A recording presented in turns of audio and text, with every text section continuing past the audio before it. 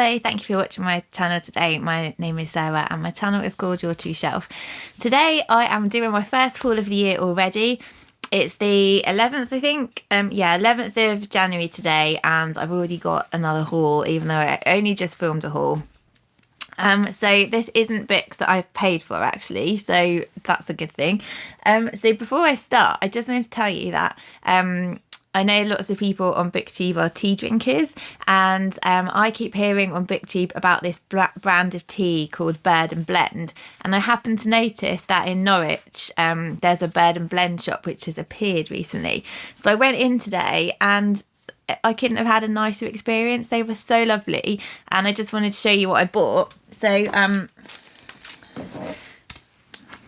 got 2 teas, and I bought loose leaf teas, and you can buy these tins, so these lovely tins which they just fill up again for you when you've got through what you've used, so it's a really easy way to store it rather than in a paper bag. So this is a rhubarb and custard tea, and this one is peppermint hot cocoa tea, and I know you can't smell them, I wish you could, because I don't think I'll even be able to show what they look like because it's probably too dark, but yeah, so you can see all of the actual ingredients in there. They're not just like tea with nothing else, they're actual ingredients, they're sort of loose in there, and I was just really excited. I had such a lovely experience in there, and I said to them it'd be really handy to have tea bags because of work, I can take them to work, and then they sold me these are like little tea bags which are just like little net bags, and you just put a teaspoonful of tea in there, and then you have a tea bag, so I can take some to work. So this is really exciting. So I just wanted to say that I'm very happy about that purchase today. So I used some of my Christmas money to buy some of that lovely tea.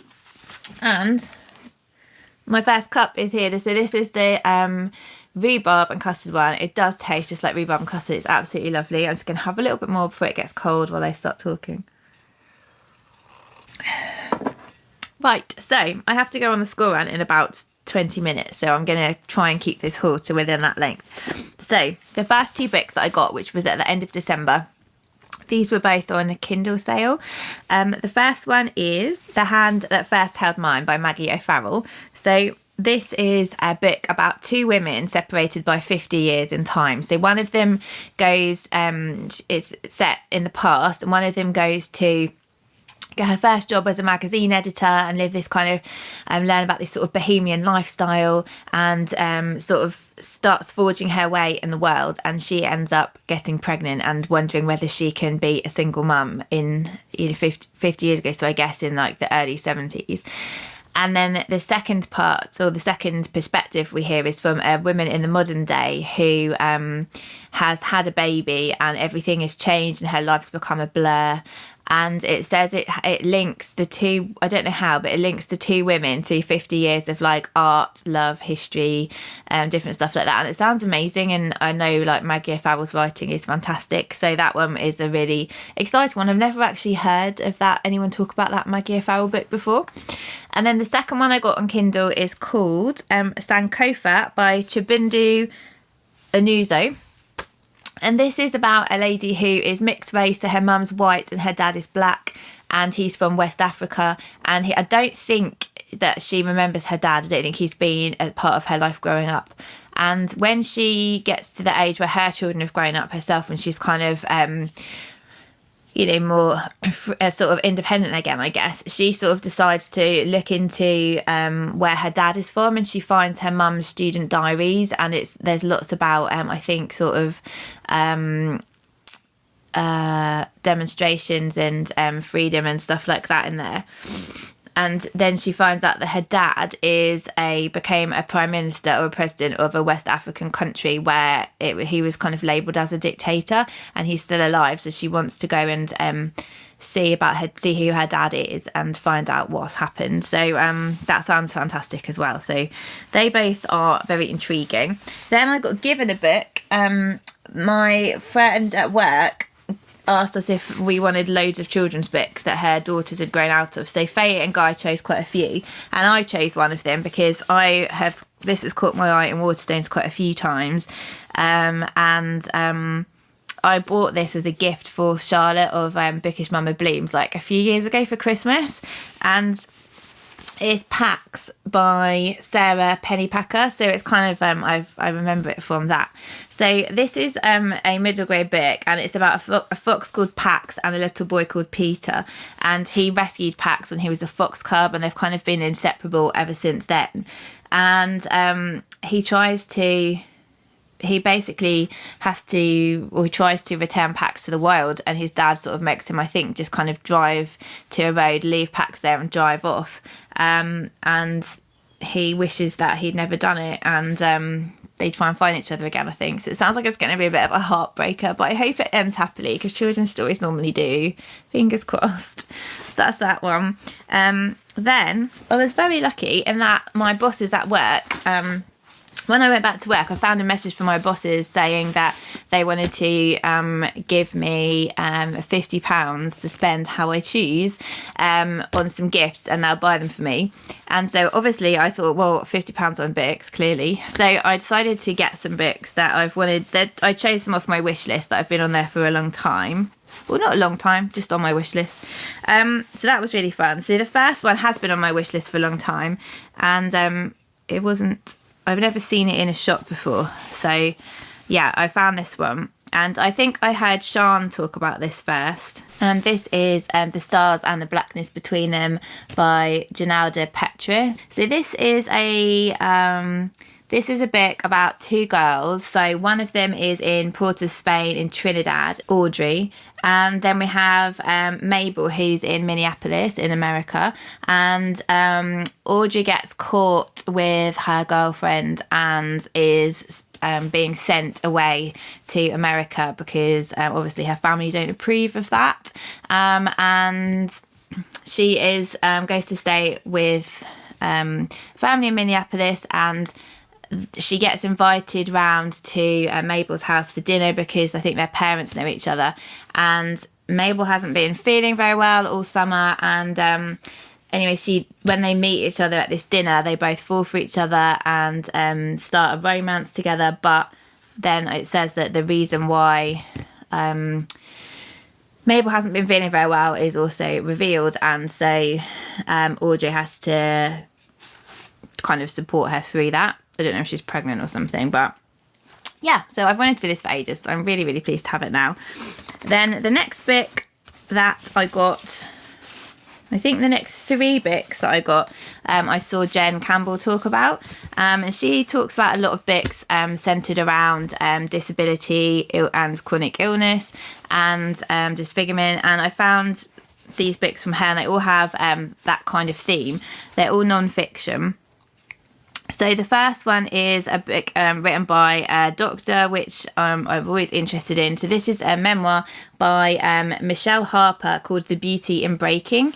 So Michele is an African-American doctor who works in A&E, what we call it here, or the emergency room in the States. And she has basically, she is married from what I remember. So she's married and she is facing different things in her life, and basically she's trying to find her place in a world where a lot of the doctors are white and male. And she, from what I remember from reading the blurb, I don't think it says it on this blurb, is that I think when she gets her sort of consultant job, or her whatever the word for consultants is in the States, I think her husband says he's not coming with her, and she has to kind of start again, is what I think. But yeah, this sounds like it's a New York Times bestseller. It sounds really good. I love hearing about books about reading about memoirs. I love reading memoirs about doctors, and I think this one, as a doctor in the States would be interesting, because obviously I have an experience working in the States. The next book that I have got is called Gargoyles by Harriet Mercer, and this is a book about a non-fiction again. It's Harriet's memoir of her time where, after her 40th birthday, she was struck down by a mystery illness, and she ended up in intensive care in Charing Cross in London. And she was there for 6 weeks, and she says on the back that she didn't really sleep for 6 weeks, and every time she shut her eyes she saw these gargoyles appear, which were kind of lurking demons, and her fear of death and relationship with her father and her want for a family and things. And so it's her memoir about her time with this illness, and I don't know what the illness was. I don't know whether she recovered. I don't know anything more about it, and I don't really want to know until I read it, but it sounds fascinating again. And then the third one of a similar ilk. This one sounds really fascinating. It's got a bit of a boring cover, but still. So this is called Ill Feelings by Alice Hattrick. And this is basically about, first of all, Alice's mum. So in 1995, she got pneumonia, and then she developed chronic fatigue syndrome after the pneumonia. And then Alice ended up getting ill, and her symptoms were very similar to those of her mum. And it says that, I'll just read out what it says. So the symptoms appear to have no physical cause, and they received the same diagnosis a few years later. Ill Feelings blends memoir, medical history, biography and literary non-fiction to uncover both of their case histories, and branches out into the records of ill health that women have written about in diaries and letters. Their cast of characters includes Virginia Woolf and Alice James, the poets Elizabeth Barrett Browning and Emily Dickinson, John Ruskin's lost love Rosa Latouche, the artist Louise Bourgeois, and the nurse Florence Nightingale. So this sounds absolutely fascinating, and I cannot wait to read this as well. Those three are right up my street, and thank you so much to Jen for recommending all of those. And again, they were all from work. And then the last two that I got from work, the next one is one that I saw on Jean's channel, Jean Menzies' channel. It's a sci-fi book. So this is written by two authors, and this is how You Lose the Time War by Amal El-Mohtar and Max Gladstone. So this book is about two agents, Red and Blue, and one of them finds a letter that says burn before reading, and they end up having a correspondence between each other which has consequences, I believe, on like the past and the future. And it sounded like it was going to be a really difficult book to kind of summarise especially before reading it. So that's really all I know about it, but I just know, I think it was on Jean's Books of the Year, and she really loved it, and so I thought that I would pick that up because that was interesting for me. And then finally, what list wouldn't be complete without a book from Christiane Jones recommendations? I've got Ocean Vuong's On Earth We're Briefly Gorgeous. I know lots of people have read this and loved this. It's quite a small book, and this is a letter from a son to his mother who can't read, and it's the son is called Little Dog, and he's in his late 20s, and he's unearthing his family history from Vietnam and the aftermath of the war in Vietnam, and sides of him that his mother has never known. And I think it's not supposed to be a plot heavy book, but it's supposed to be very beautiful. So they're the ones I chose from work, which I'm very grateful to work for. And then last but not least, I just have 4 books from the library which I did get for a purpose. So the first one is the one which is for our book club, our work book club, for February. This was my friend's choice. It's called The Gallows Pole by Benjamin Myers. I really hate this cover. It's so creepy. Like, I've seen someone talk about this, but it's such a creepy cover. So the blurb says, in England divided, from his moorland home, David Hartley assembles a gang of weavers and land workers to embark upon a criminal enterprise that will capsize the economy and become the biggest fraud in British history. There are the Crag Vale coiners and their business is clipping, the forging of coins, a treasonous offence punishable by death. Forensically assembled from historical accounts and legal documents, the Gallows Pole is a true story of resistance and a rarely told alternative history of the North. That sounds interesting. So, yeah, that should be cool. And then I've also got the book which is our book club choice for March, because we've picked 2 months ahead, and this is actually set locally to here. So this is a crime book, and this is The Crossing Places by Elly Griffiths. It's actually the first in a series, so if we get on with it, then it's nice to have a new series to start. So the blurb for this one says, a child's bones are discovered near the site of a prehistoric henge on the North Norfolk coast, and the police ask local forensic archaeologist Dr. Ruth Galloway to date them. Are they the remains of a local girl who disappeared 10 years ago?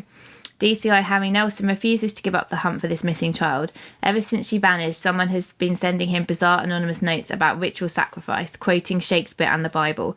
He knows Ruth's instincts and experience can help him finally put this case to rest. Then a second child goes missing and Ruth finds herself in danger from a killer who knows she's getting ever closer to the truth. I find it really hard to read books about children who go missing, so we'll see. But I wouldn't have picked this up if it wasn't for book club, so that's why book club is cool. And then the last two are ones that I got for the that's what I call 90s Summer Readathon by Heather and Karen. And so I had two that I needed to get for prompts. So one of them was to read a book you wish you'd read in childhood but you haven't read yet. And I had a couple of books on my shelf, but they weren't calling to me at this particular time, so I was having a think. And I remembered this poetry collection that our teacher used to read to us in assembly, and we used to beg her, please read this poem, because she did it so well and we loved it. And I thought, I wonder if I can find out who it was by and what book it was from, and I did. And it was actually a Michael Rosen collection, which was published in 1983, called Quick, Let's Get Out of Here. And the poem she used to read us was called Chocolate Cake, and it was about a boy who would steal chocolate cake. And that is in here. And so this is a collection of poems by Michael Rosen and illustrated by Quentin Blake, and I thought it might be really fun if I read some of them with Faye and Guy as well, especially like the chocolate cake one. So that's that one. And the other one was to read a graphic novel or a comic book, and I don't have any at home, so I wanted to get one from the library. And I remember somebody, it might even have been Heather, talking about this one, which is Paper Girls, the first volume of an ongoing adventure. In the early hours after Halloween in 1988, four 12-year-old girls uncover the most important story of all time. Suburban drama and supernatural mystery collide in this smash hit series about nostalgia, first jobs and the last day of childhood. So that's even more perfect really for the prompt. So that looks very beautifully illustrated as well. So yeah, so that's the last one. So all of that haul cost me 0 pence, which is always good to say.